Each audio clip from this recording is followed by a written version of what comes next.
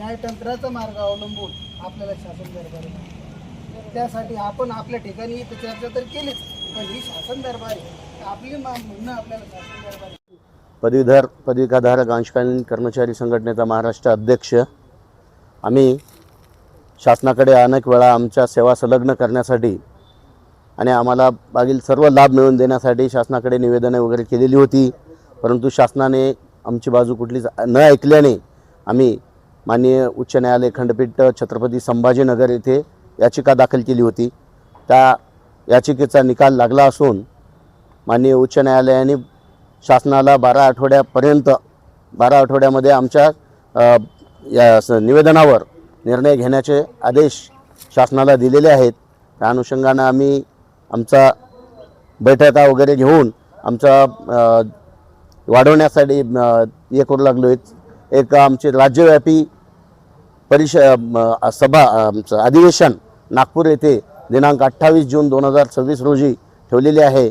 सदर सभेकरिता या ठिकाणून जास्तीत जास्त संख्येने निघण्यासाठी आम्ही आज बैठकीमध्ये निर्णय घेतला आणि एक ट्रॅव्हल्स देखील या ठिकाणून एक बुक करण्याचा आमचा मानस झालेला आहे. आणि मी आवाहन करू इच्छितो की राज्यातील आमचे जे बांधव आहेत ते सर्वांनी नागपूर येथे दिनांक 28 जून 2026 रोजी होणाऱ्या अधिवेशनाकरिता बहुसंख्येने उपस्थित राहावे. देव धांडे, महसूल सहाय्यक, तहसील कार्यालय उमरी. आम्ही सर्व कर्मचारी आज या ठिकाणी आमच्या काही मागण्या आहेत शासन दरबारी, त्या मागण्याच्या अनुषंगाने आज आम्ही सर्व तमाम नांदेड जिल्ह्यातील जे पदवीधर अंशकालीन कर्मचारी आहोत या ठिकाणी जमलो आहोत. आम्ही सर्व कर्मचारी हे 2005चे म्हटल्यापेक्षा कोणी 1990चे आहेत, कोणी 2000 पर्यंतचे पूर्ण कर्मचारी आहेत.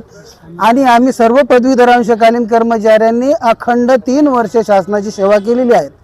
शासनाने आम्हाला 3 वर्ष पूर्ण झाल्यानंतर आम्हाला सेवेमध्ये कायमची पदस्थापना द्यायला अपेक्षित होती, परंतु शासनाने आमच्यावर उपासमारीची वेळ आली आणि उपासमारीची वेळ आल्यानंतर शासनाकडे आम्ही मागण्या केल्या आणि त्या अनुषंगाने आमचा एक शासन निर्णय निघाला आणि आम्हाला शासन सेवेमध्ये घेण्यासाठी 10% आम्हाला आरक्षण शासनाने मंजूर केलं.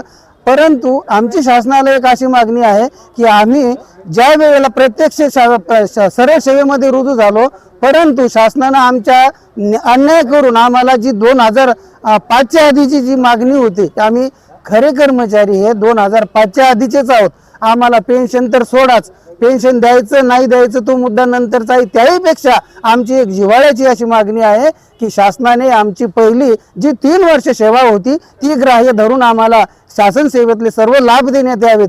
त्याचबरोबर जोपर्यंत शासन आमच्या या मागणीची दखल घेणार नाही तोपर्यंत आमचा लढा आमचे लतीफ पठाण साहेब राज्याध्यक्ष आहेत यांच्या नेतृत्वासोबत आणि आम्ही सगळे कर्मचारी मिळून शासनाकडे आमचा पाठपुरावा वेळोवेळीच राहणार आहे.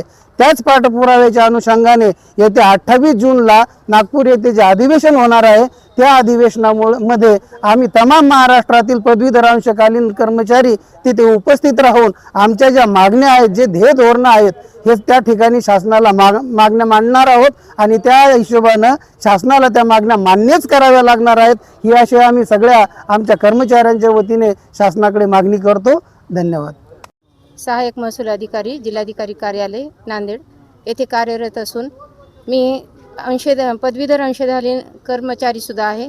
1996-97 मध्ये आम्ही अंशकालीन कर्मचारी म्हणून काम केलेलं आहे आणि ती 3 वर्षाची सेवा शासनानं ग्राह्य धरून आम्हाला जुनी पेन्शन योजना, तसंच आमची आता आम्ही उशिरा लागल्यामुळं आमची सेवा जी कमी होत आहे त्यासाठी आमचे 4 वर्ष वाढवून देण्यात यावे, तसंच आमच्या म्हातारपणाची काठी आम्हाला मिळवून देण्यात यावी, अशा ज्या मागण्या आहेत त्याच्यासाठी आम्ही नागपूर येथे अधिवेशन, राज्यव्यापी अधिवेशन जे आता होणार आहे त्यासाठी आम्ही सगळे कर्मचारी तिथं हजर राहणार आहोत आणि शासनाने याची दखल घ्यावी आणि आमच्या मागण्या मान्य कराव्या अशी आम्ही विनंती करणार आहोत. धन्यवाद.